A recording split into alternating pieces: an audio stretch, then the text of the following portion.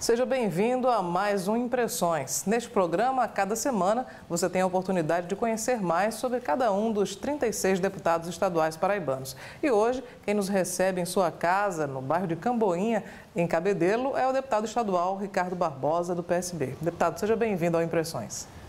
Eu que agradeço, estava devendo esse privilégio de poder falar com a Paraíba através desse conceituado programa que já ouviu, acho que quase todos os deputados da casa, eu sou aí um dos últimos, e, portanto, Cláudia, é muito prazeroso para mim esse instante, esse momento, notadamente vindo aí de uma guerra pela saúde, mas estou ao seu dispor para que possamos interagir com essa seleta audiência da TV Assembleia. Nós normalmente começamos o Impressões falando sobre o início da vida profissional do nosso entrevistado, mas já que o senhor falou no assunto e também muita gente tem curiosidade de saber como é que está a sua saúde, o senhor que se submeteu a uma cirurgia, que aliás, por um problema que não é comum na sua idade, o senhor muito jovem ainda teve um problema, um câncer de próstata.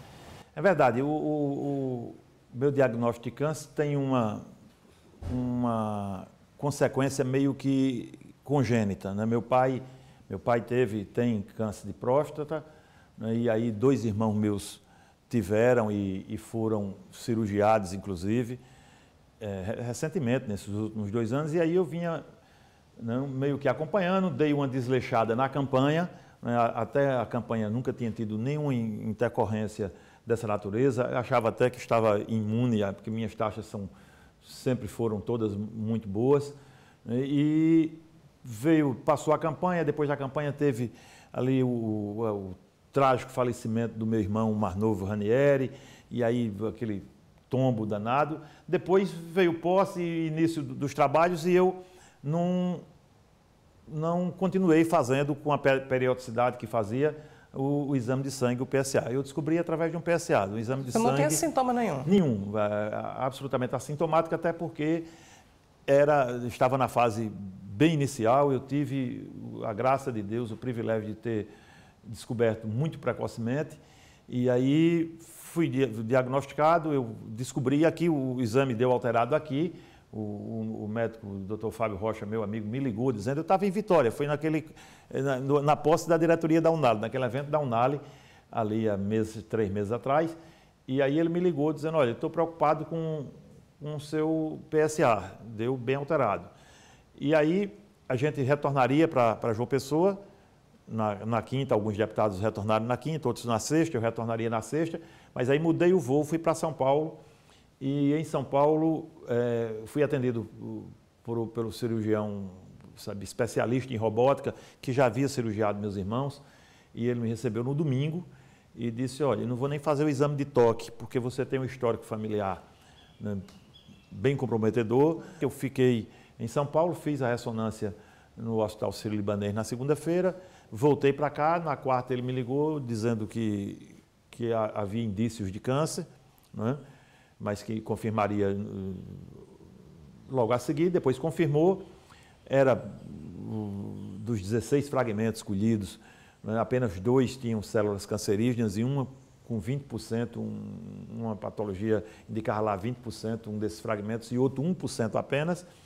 E aí surgiram as opiniões diversas, amigos, médicos, isso porque eu terminei conversando com algumas pessoas que estavam passando por esse problema, que desaconselhavam a cirurgia, que uns defendiam um tratamento mais ameno, que apenas a raspagem, que é um dos procedimentos, outros defendiam a tese do tratamento mesmo através da radioterapia. Fui, inclusive, a um oncologista, um cientista, um dos maiores nomes da oncologia nacional e talvez até além fronteiras, lá em São Paulo. Ele sugeriu o tratamento, mas aí eu terminei e eu digo, isso não é coisa para se guardar, né? Você não guarda câncer, eu não vou brincar com isso. E aí decidi-me pela cirurgia. Do ponto de vista da cirurgia, havia 2 procedimentos.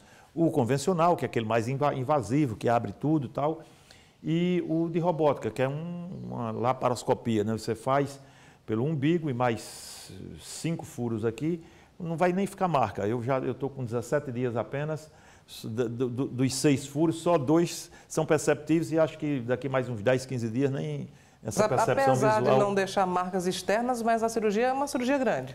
Não deixa de ser uma cirurgia grande, complexa, tal. Eu tive muita sorte. Eu acredito, Cláudia, que, sabe, foi primeiro a nossa crença, da minha família, em Deus, a fé que me movia de que tudo daria certo, as orações, as correntes que se formaram em todos os locais, em Campina, aqui, no interior, até fora do Brasil, eu tenho irmãos fora. Então foi uma corrente gigantesca de solidariedade, isso ajudou muito. Eu cheguei assim, muito preparado espiritualmente para o momento cirúrgico. E aí ela corta tudo lá por dentro.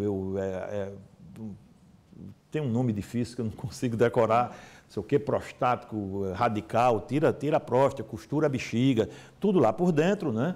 Sem aquele corte externo da cirurgia convencional, mas é uma cirurgia complexa. O médico me assegurou que do ponto de vista... E fiz a biópsia antes e a biópsia pós-cirúrgica.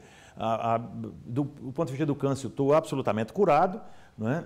Há um risco muito pequeno, é bom até que diga isso, as pessoas têm um certo preconceito em falar essa coisa. Eu convivi muito bem com esse problema, graças a Deus.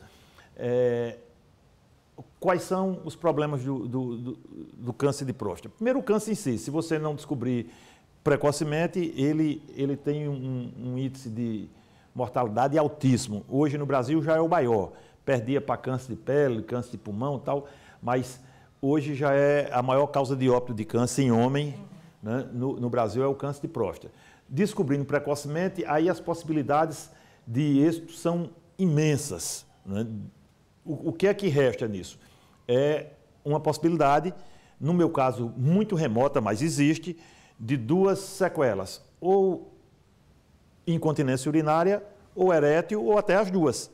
Né? Há aí um sem número de casos em que as pessoas, né, fazem a cirurgia, cura do câncer, mas ficam com esses tipos de sequela, ou uma delas, ou as duas propriamente. O cirurgião acha que é praticamente descartável, não é zero, mas é muito próximo disso, as possibilidades de eu ser vítima de uma dessas sequelas, ou muito menos das duas. Eu estou muito confiante com a mesma crença, né, e a mesma proteção divina que tive de Deus para a cirurgia. Tive alta com menos de 48 horas. Né, foi uma coisa assim... Mas houve uma recomendação para que o senhor permanecesse cerca de 10 dias em São Paulo em observação. Primeiro, esses 10 dias eram sagrados porque eu estava com a sonda e com a bolsa. Então, eu tinha que tirar, né, e só iria fazê-lo com o médico que me cirurgiou. Então, não era apenas uma opção, não, era quase que uma determinação. Né?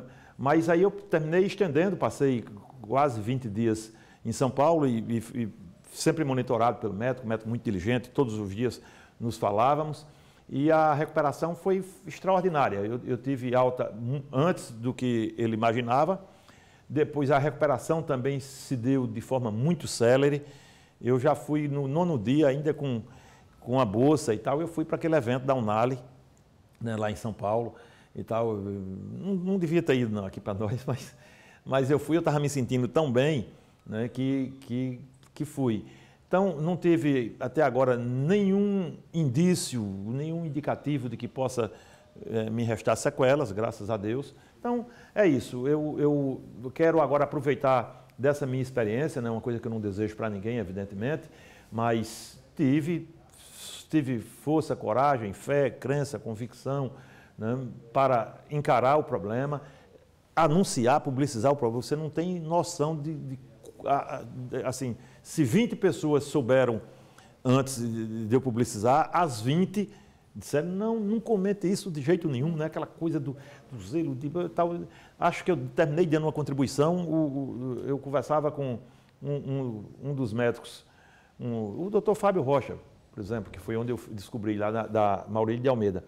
E ele disse o que aumentou de exame de PSA depois do meu anúncio, né? Porque as pessoas começam a se preocupar. Mas o senhor só descobriu porque fiz o PSA. PSA. Então, eu assumi na tribuna, quando eu saí para fazer a cirurgia, um compromisso, quero reiterar agora aqui nesse prestigiado programa Sob Seu Comando, né, que vou comandar campanhas mesmo, vou encetar campanhas, sabe, de publicidade, de convencimento para os homens com mais de 40 anos, né, estabelecerem um acompanhamento sistemático, né, desse controle de PSA, do exame de toque, né, que é um preconceito danado com isso. Então, é isso, estou curado, graças a Deus, né, e vou contribuir, se Deus quiser, né, para que outros companheiros, os homens do meu estado e fora dele, possam, né, se livrar desses procedimentos que eu fiz, porque se descobrir um pouco antes, ainda é melhor.